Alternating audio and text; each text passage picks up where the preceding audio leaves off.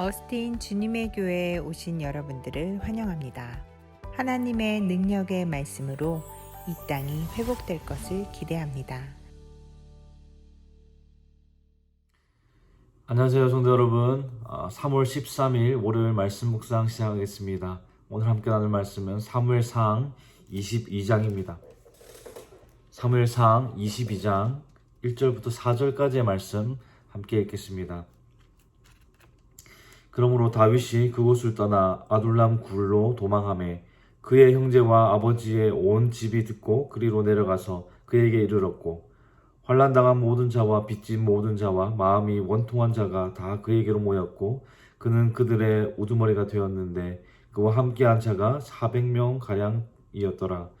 다윗이 거기서 모압 미스베로 가서 모압 왕에게 이르되 하나님이 나를 위하여 어떻게 하실지를 내가 알기까지 나의 부모가 나와서 당신들과 함께 있게 하기를 청하나이다 하고 부모를 인도하여 모압 왕 앞에 나아갔더니 그들은 다윗이 요새에 있을 동안에 모압 왕과 함께 있었더라. 아멘.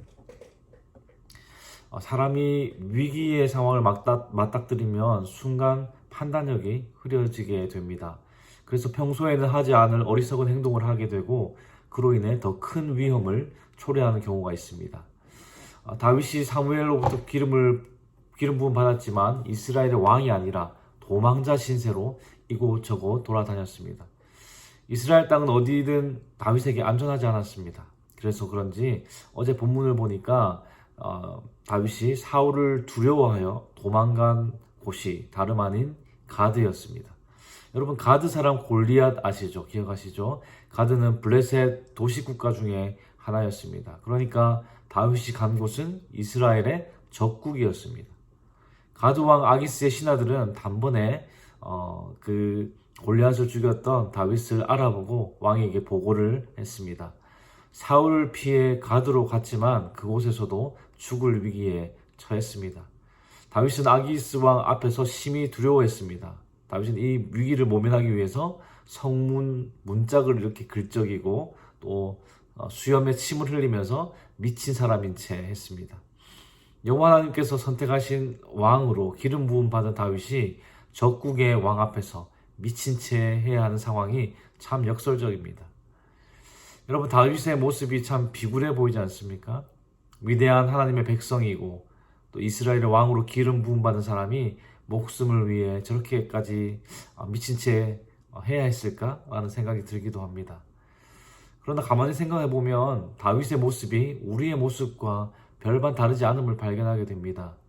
우리 역시 이 세상에서 우리의 목숨을 위해 우리의 생존을 위해 거짓말하기도 하고 또 미친 채 하기도 합니다. 실제로 미친 채 하진 않겠지만 해서는 안 되는 혹은 부끄러운 일들을 한다는 말이죠. 직장에서 어떤 진급을 위해 또 비즈니스의 어떤 수익을 위해 또 학교에서 학점을 위해 하나님 앞에서 부끄럽지 않게 살아가야 하는 우리들이지만 그것이 우리의 목숨과 또 생존이 달린 문제일 때 우리는 다윗과 같이 미친 채 할 때가 있지 않나 돌아보게 됩니다. 이런 약점과 한계를 보인 다윗을 하나님께서 앞으로 어떻게 훈련시키시고 이스라엘의 왕으로 세워 나가실지 우리는 또 기대하게 됩니다. 왜냐하면 연약한 다윗을 위대한 이스라엘의 왕으로 변화시키신 그 하나님께서 우리도 그렇게 변화시킬 것이기 때문입니다. 다윗은 가드를 떠나 아둘람 동굴로 피신했습니다. 이 아둘람 굴은 가드와 다윗의 고향인 베들레헴 중간에 위치한 유다 지파의 땅이었습니다.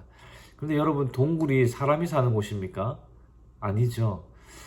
다윗이 동굴에 거했다는 것은 그 당시 다윗의 상황이 얼마나 위태롭고 또 불안정했는지를 단편적으로 보여주는 예라고 할 수 있습니다.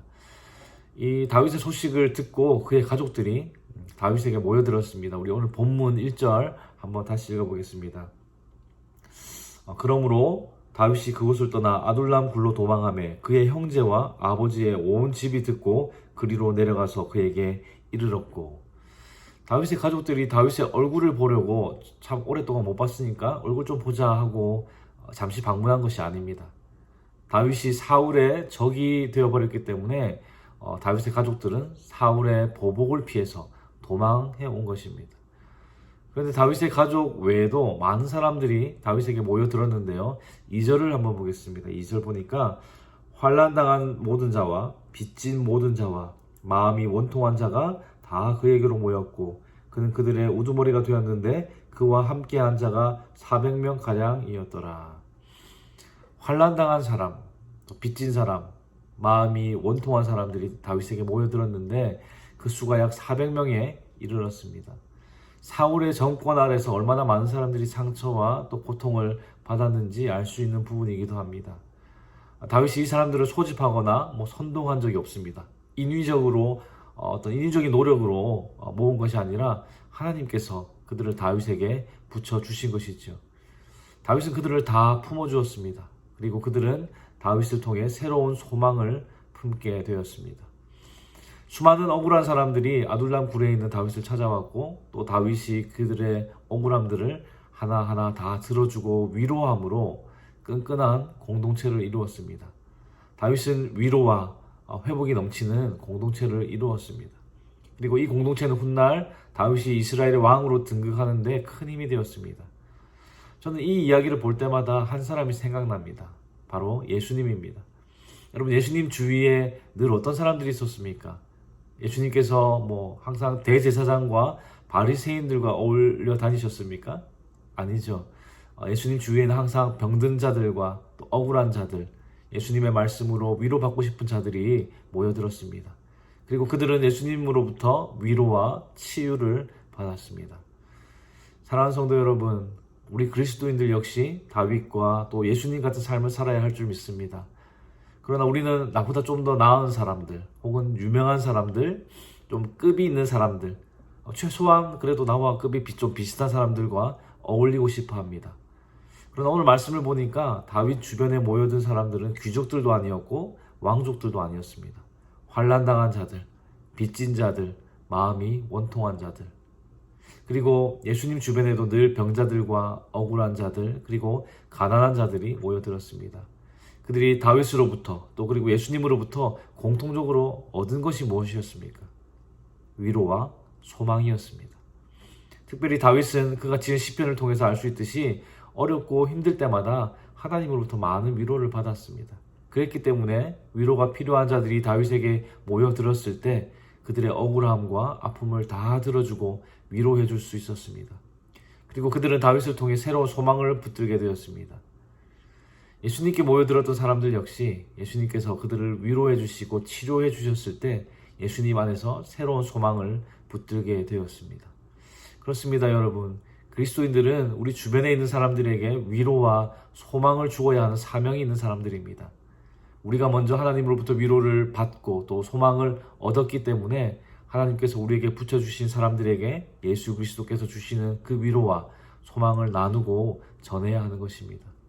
여러분들의 주변을 돌아보시고 위로가 필요한 사람들이 보인다면 그들의 억울함과 아픔을 들어주시고 주님 안에서 그들이 위로받을 수 있도록, 그리고 주님을 통해 새로운 소망을 품을 수 있도록 인도해 주시기 바랍니다.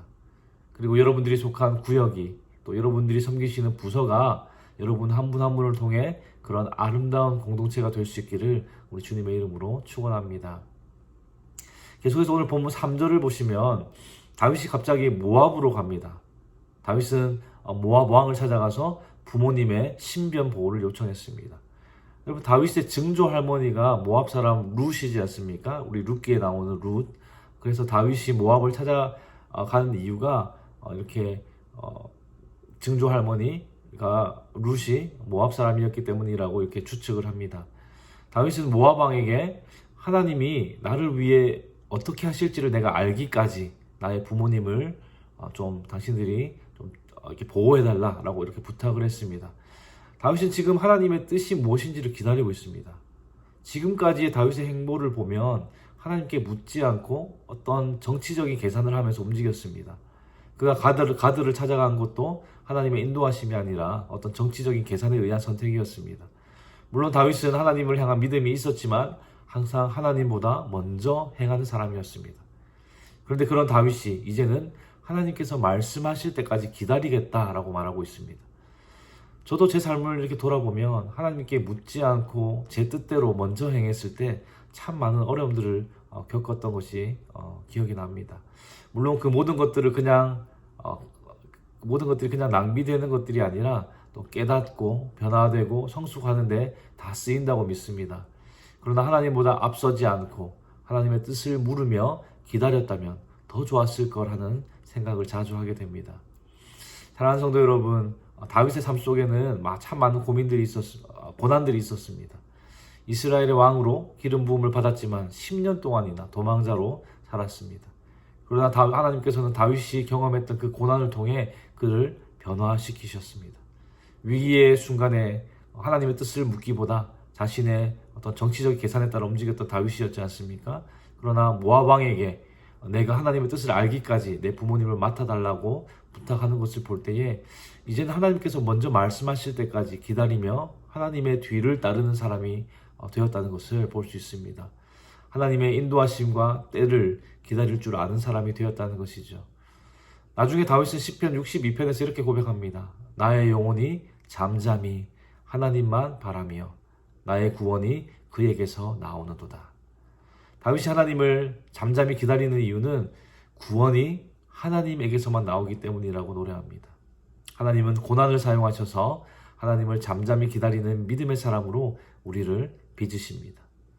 이번 한 주간 우리의 삶이 하나님보다 앞서지 않고 하나님의 인도하심과 때를 기다리는 그 믿음의 삶을 살아갈 수 있기를 우리 주님의 이름으로 축복합니다. 기도하겠습니다. 하나님 아버지 감사합니다. 오늘도 주님 앞에 나와 말씀과 기도로 한 주간을 시작하게 하시니 감사합니다. 하나님, 환난을 당하고 억울하고 마음이 원통한 우리들의 기도를 들어주시고 우리에게 한없는 위로와 소망을 주시니 감사합니다. 주님께 위로받고 소망 얻은 우리를 통하여 많은 사람들이 동일하게 위로받게 하시고 주로 인한 소망을 얻게 하여 주시옵소서. 주님, 우리의 삶에 주어진 많은 고난들이 우리를 주저앉도록 하는 것이 아니라 오히려 하나님의 인도하심과 때를 기다릴 줄 아는 사람으로 변화시켜 주시기 위함임을 믿습니다. 주님보다 앞서지 않고 겸손하게 주의 말씀을, 주의 뜻을 기다리는 우리 모두가 되게 하여 주시옵소서. 하나님, 오늘 하루도 또 이번 한 주간도 주께서 주시는 힘과 은혜로 살아가기 원합니다.